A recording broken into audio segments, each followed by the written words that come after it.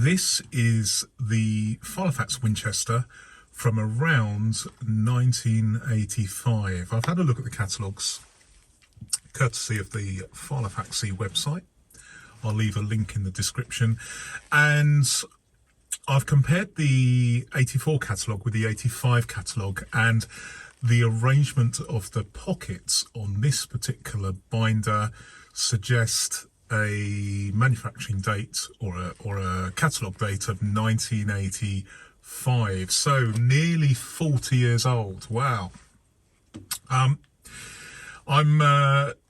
quite pleased that this Filofax got to me intact, because the packaging quality was not great, as you can see from the associated mail time video for this Filofax. But we're here, we are where we are, and we're good to go.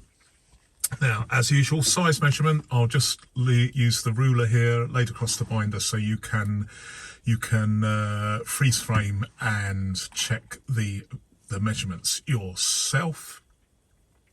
Okay, so this is a strange one. In the catalogue, in the 85 catalogue, this particular model,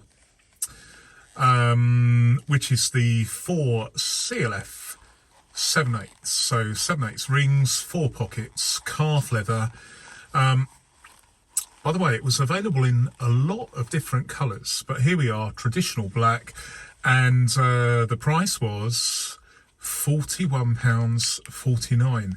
Why did Filofax do that? Why wasn't it £41.99 or £40.99? I've never understood that. So if anyone knows why Filofax had this sort of apparently random pricing strategy, then please let me know. I wonder whether it's something to do with exchange rates, perhaps. Who knows?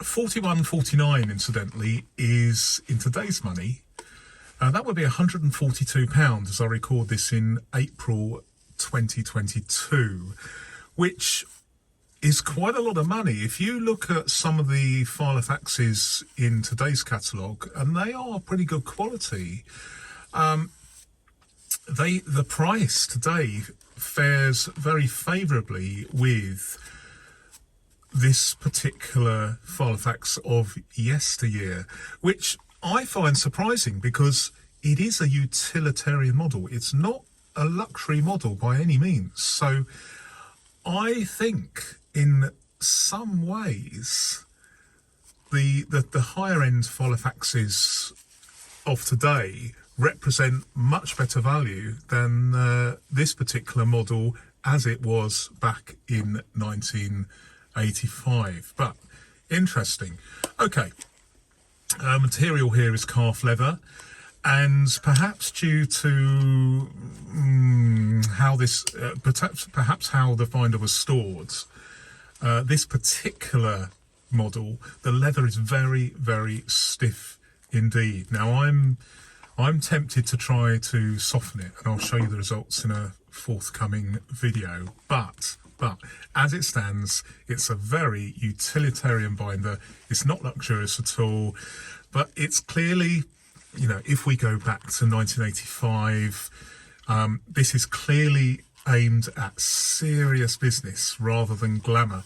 And this binder must have informed bystanders that the owner was serious about paper-based productivity in an era of upward and overt mobility. So there we go. Flatability, the most important thing for me at the moment. I'd give it a 4 out of 10, but it has potential. So I'm going to see what I can do, and then I'll show you what I've done. I can't say further than that, but if you if you have it on your desk, you can easily solve that flatability problem by just bending it back. It lends itself to staying open. So if you bend it back like this, then you're going to you're going to get a result. So it depends on what you're using it for. Now, rings, I would say the second most important thing for me. Now, these are perfect with a capital P. They're some of the best I've come across, not just for their precise alignment and their beautifully cut teeth. I don't know who the manufacturer of this particular set of rings was, because there's no mark at all, but you know, who knows. But they are beautiful, and also, and this is something that I want to emphasize, because the mechanism, it's just super smooth, not too loose, not too stiff. It is, and I don't want to big this up too much, but it is an unfettered joy to operate.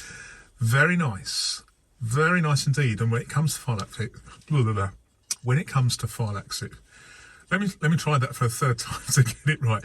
When it comes to filofaxes, that can make a bad day feel slightly better and a good day feel fantastic without actually continuously noticing the reason for the difference. It is that subtle difference that makes that is a big deal, in my opinion.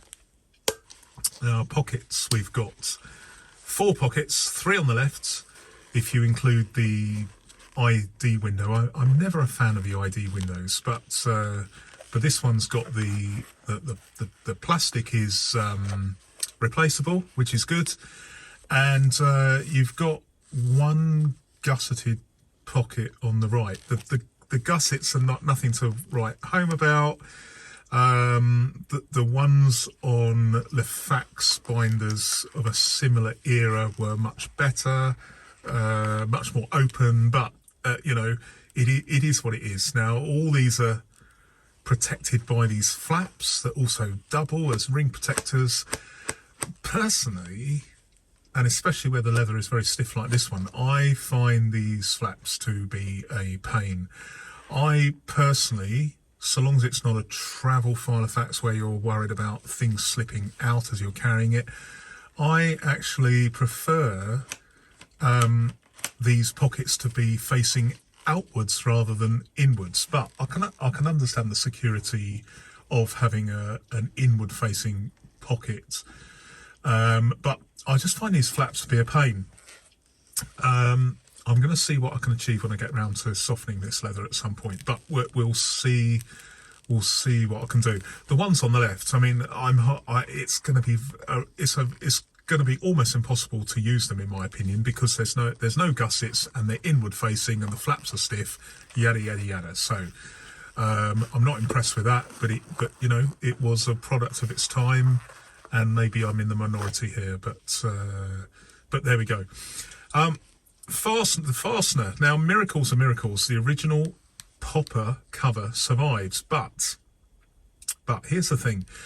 This is a popper made by Newey, made in England, not a typical prim fastener, which is very common. Now, I wonder whether the Newey fastener has the cover on the plastic cover on the Newey fastener has a better chance of survival than the prim one, because the prim one is one of the weak spots of vintage filofaxes. But there we go, made by Newey in England.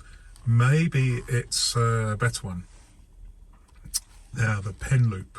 Now, this is also interesting. It has some damage, and I think I know why. If you look at it, the owner has cut a crude slot in the loop. And why have they done that? Well, they've done it, in my opinion, to accommodate a pen clip. Now, I've not seen that kind of modification before, but clearly this owner knew what they were doing, so fair play to them. Interestingly, this pen loop is much smaller in diameter than any other pen loop I've come across, so that is an interesting thing. Stitching, a few frayed ends here and there, perfectly serviceable. The whole thing's probably going to be around in 100 years, you know, so long as we manage to keep this planet afloat of ours. In conclusion, given what I would describe as the utilitarian, that's a good word, utilitarian nature of this binder, I actually think that this was quite expensive new.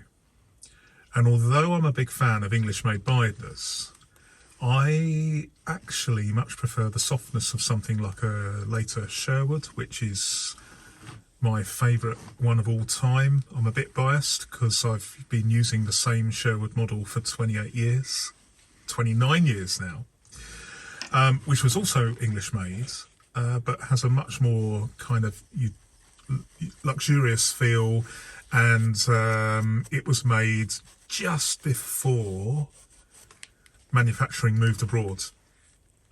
But if you think back to 1985, so this is the era of the filofax, isn't it? It was the Winchester was de rigueur for any self-respecting yuppie of the day, and so it is intrinsically an iconic design, possibly the most iconic of all. I'll have to see what I can do with this example, but before I do anything else, there's one thing I have to do with this binder, and that is to give it a very deep clean. Thank you for watching another review. Bye for now.